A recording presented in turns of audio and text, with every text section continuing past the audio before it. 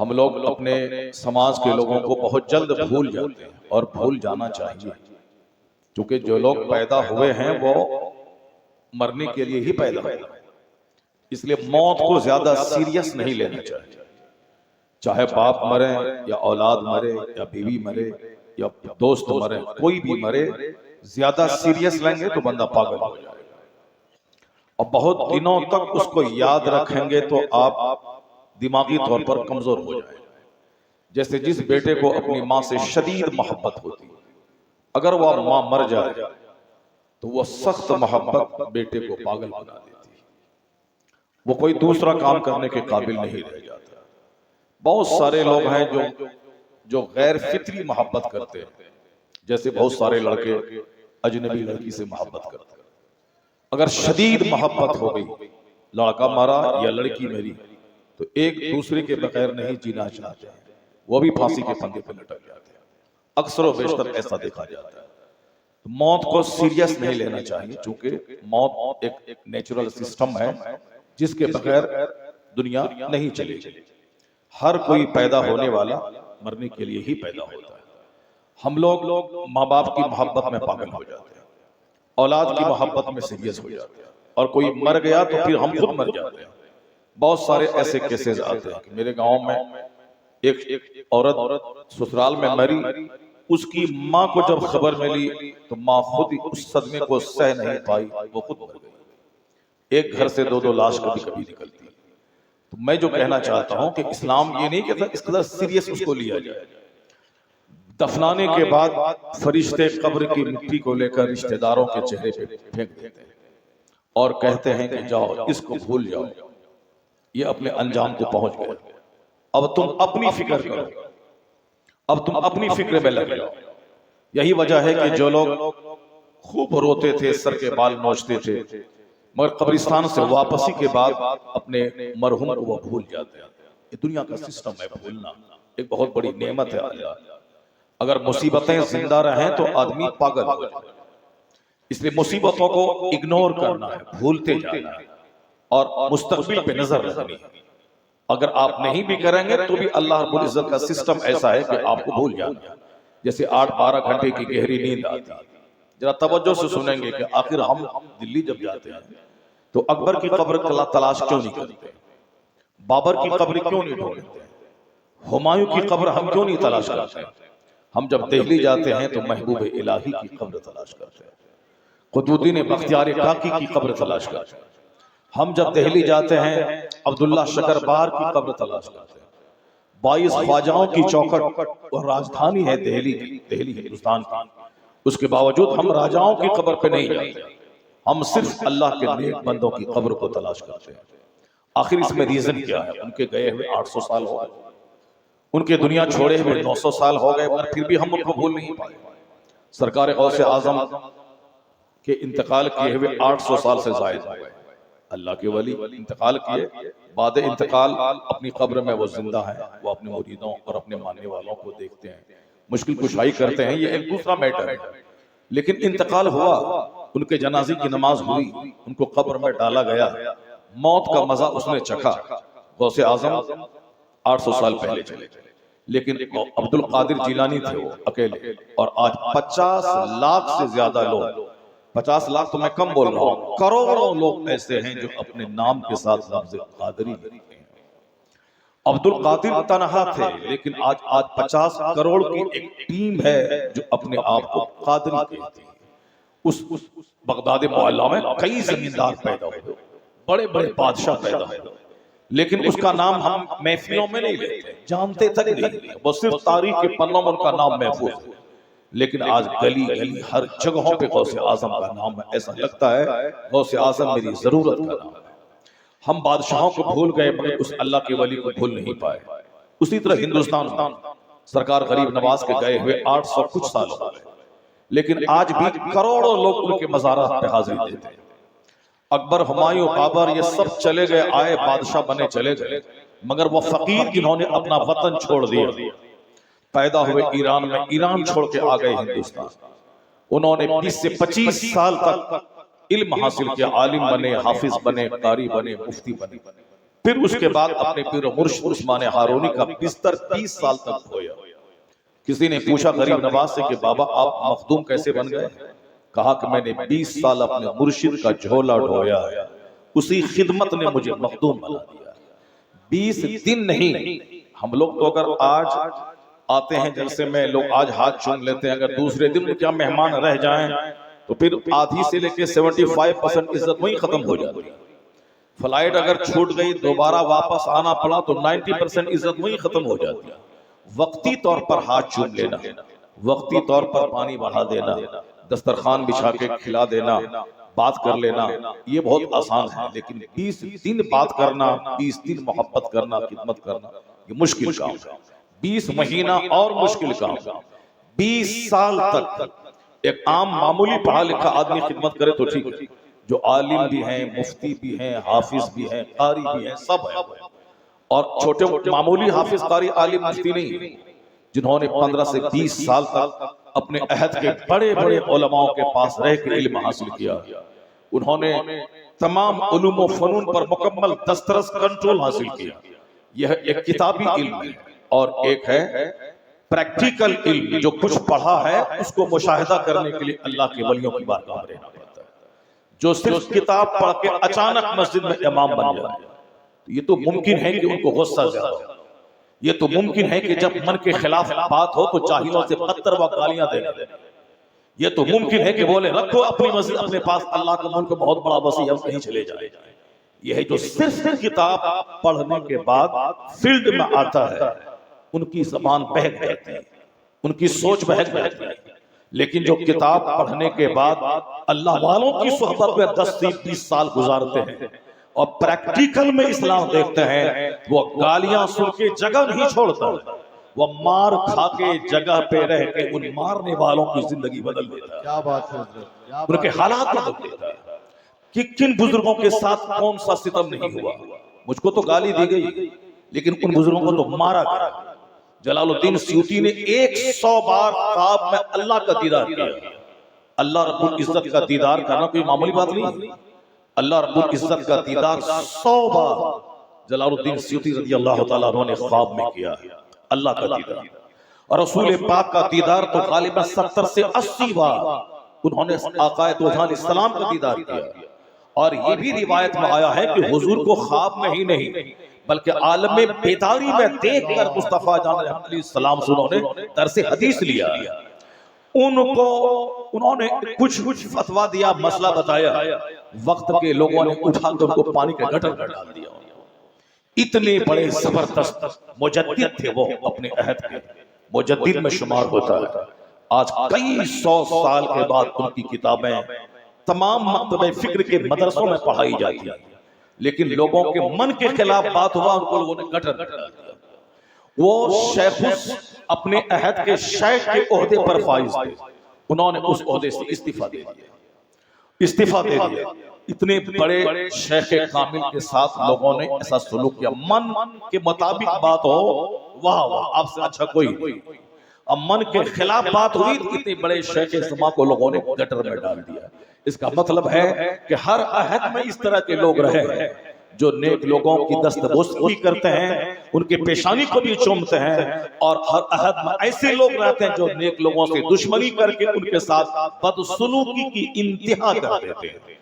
तो जलालुद्दीन सयूती हौसला हार करके वो किसी जंगल में नहीं चले गए, बल्कि उसी दौर में उन्हीं लोगों के साथ रहे और अपने मिशन पे अमल करते रहे। एक वक्त वो आया कि सारा जमाना उसे मुजद्दिद तस्लीम कर लिया। तो गालियां सुनना और सहना ये बहुत बड़ी बात है। हुजूर आकाए दो जहां अलैहिस्सलाम की मौजूदगी में सिद्दीक अकबर को लोगों ने गालियां देना शुरू कर दिया। सिद्दीक अकबर रज़ी अल्लाह तआला अफजलुल बशर बादल अंबिया, नबियों के बाद सबसे अफजल बशर हैं सिद्दीक अकबर, सबसे अफजल, सारे नबियों के बाद सबसे अफजल। क़यामत तक जितने लोग आएंगे सभाओं में, नबियों के बाद कोई सुपीरियर जात है तो वो सिद्दीक अकबर की जात करार है। बहुत सारे लोग अकीदत और गुलू में करते हुए सिद्दीक अकबर का नाम कम लेते हैं और मौला अली का नाम ज्यादा लेते हैं।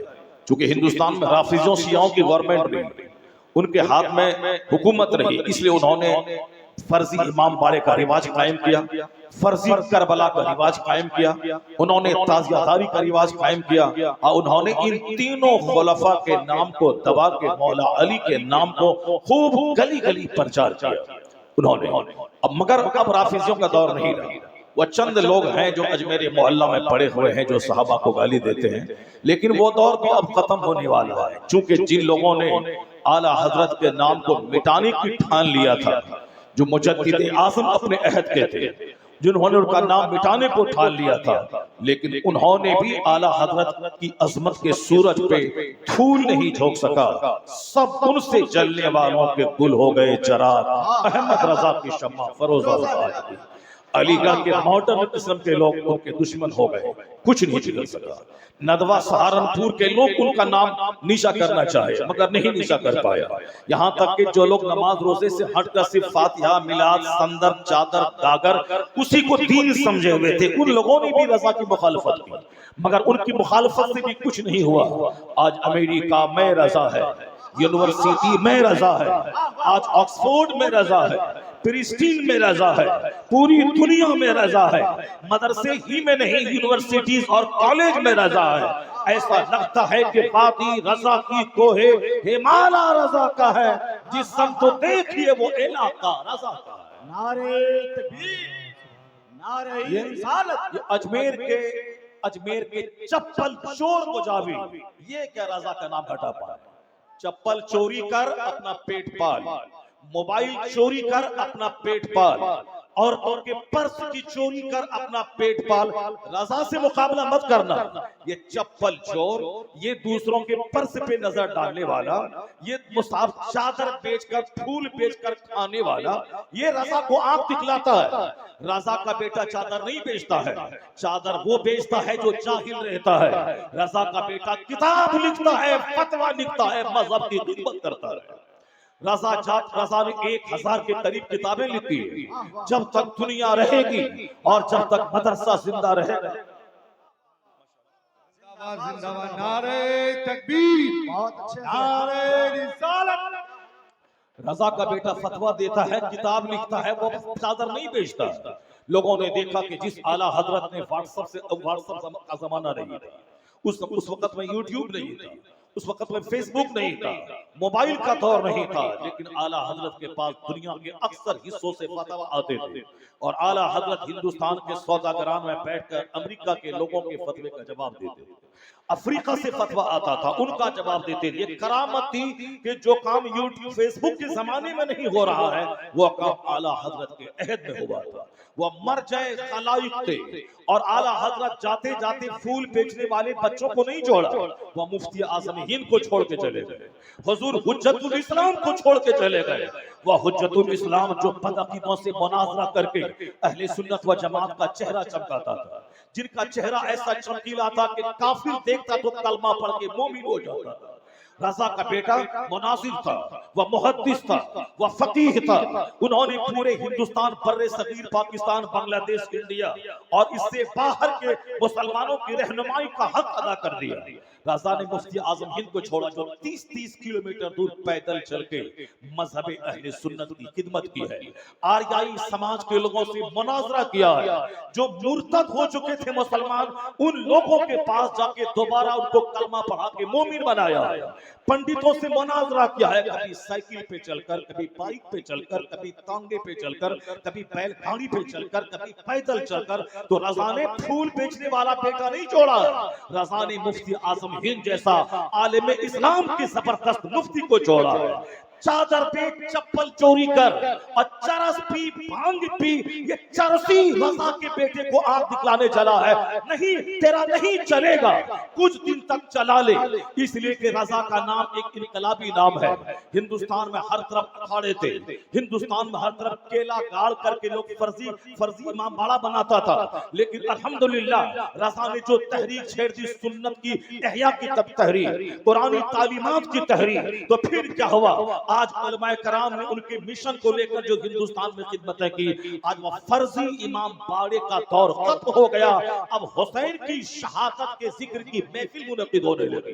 वरना पहले जाहिलों की तरह उन राफिजियों के तौर पर लोग अमल करते थे, मगर फर्जी करबला आज मिट रहा है, फर्जी इमाम बाड़े का दौर खत्म हो गया है। आज सबीलें लगाई जाती है, हुसैन की शहादत का पर खिताब हो रहा है, गली गली महफिलें मुनक्किद हो रही है, अपने उस बहादुर योद्धा को सलामी पेश की जा रही है। उनकी शहादत का मातम नहीं होता है, मातम बुज़दिल करता है, मातम काहिल करता है। हम सुन्नी अपने शहीदों का मातम नहीं करते, हम उनकी बहादुरी का खुतबा पढ़ते हैं, हम उनके सब्र का खुतबा पढ़ते हैं, हम उनके इस्लाम के तहफ्फुज़ करने को दाद देते हैं कि हुसैन ने अपना घर नहीं बचाया, अपने बेटों को नहीं बचाया, सब कुछ लुटा के इस्लाम बचाया।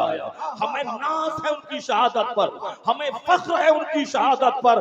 करोड़ों मिलके जो काम न करे वह तन्हा हुसैन ने कर दिया है। तो हमें हुसैन की शहादत पे नाज है। काला कपड़ा पहन के हम गम नहीं मनाते हैं, हम सीना नोच करके हम मातम नहीं करते हैं। मातम तो बुज़दिल करता है, हम तो शहीदों की शहादत पे नाज करते हैं। बुज़दिल वो चर्सी करेगा, वो अजमेर का भांग और शराब पीने वाला, वो हुसैन आजम का नाम लेकर दो टुकड़ा खाएगा, वो हुसैनी नहीं है। वो लोग जो राफिजी हैं वो हुसैन के कातिल हैं, जिन्होंने हुसैन आजम को कत्ल किया और बाद में सर के बाल नोच कर अपने जुर्म पे पर्दा डालने के लिए मातम करना शुरू किया। हकीकत में वो मातमी लोग हैं, वो हुसैन आजम के वफादार नहीं, वही हुसैन आजम के कातिल है। ये चला है रजा को आंख दिखलाने। रजा का बेटा मुफ्ती आजम हिंद बना, उनका बेटा हुज्जतुल इस्लाम बना, और जब वो दोनों जाने लगे तो मुफस्सिर आज़म हिंद को छोड़ के चले गए। मुफस्सिर आज़म हिंद ने कुरान की तफसीर की, मदरसा मंजर इस्लाम चलाया, हजारों उलमा पैदा किए, आलिमों के टीम पूरे हिंदुस्तान, पाकिस्तान, बांग्लादेश, यहाँ तक कि अमेरिका, यूरोप में भेज दिया। हर तरफ मसले के आला हजरत की धूम मचने लगी। तो मुफस्सिर आज़म हिंद के बाद लोग कहते थे अब क्या होगा बरेली का, अब क्या होगा, अब वहां फूल बेचा जाएगा, चादर बेची जाएगी। नहीं नहीं, गौसे आजम का फैज आला हजरत के खानदान पे ऐसा है, मुमकिन है कयामत तक गौसे आजम का फैज रहेगा और उस खानका की अजमत का सूरज कभी कहन में नहीं आएगा। मुफस्सिर आज़म हिंद जाते जाते करोड़ों मुरीदों का मुर्शिद बरहक, उलमा का सरदार, अख्तर रजा का अज़हरी ताजुल शरिया को छोड़ के चले गए। वो सरकार ताजुल शरिया जो हिंदुस्तान नहीं पूरी दुनिया में सुलह कुलियत का खात्मा करने के लिए कबीरा उठाया, जिन्होंने मसले के आला हजरत का चेहरा चमकाया। मैं कहता हूँ ए मुजाविर, तू चप्पल चोरी कर रजा के सलाम पे पहरा मत लगा, रजा के मानने वालों को गालियां मत दे, मार मत, इसलिए कि कल जब तेरी रोजी रोटी पर हम आई थी तो तुमने कोर्ट में रजा के फतवा रजिया का सहारा लेकर तुमने अजमेर की आमदनी में अपना हिस्सा पाया था। उस वक्त तुमको देवबंद याद नहीं आया, सहारनपुर याद नहीं आया, उस वक्त तुमको नदवा याद नहीं आया। जब पेट की बारी आई तो रजा का फतवा याद आया और उसी फतवे ने तुझको बचाया है, तेरी रोजी रोटी को बचाया है।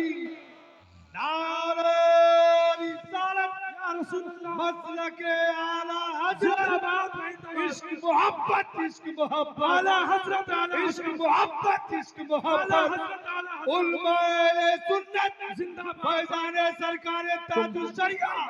नहीं रोक पाएगा तुम, नहीं रोक पाओगे तुम रजा के शेरों को।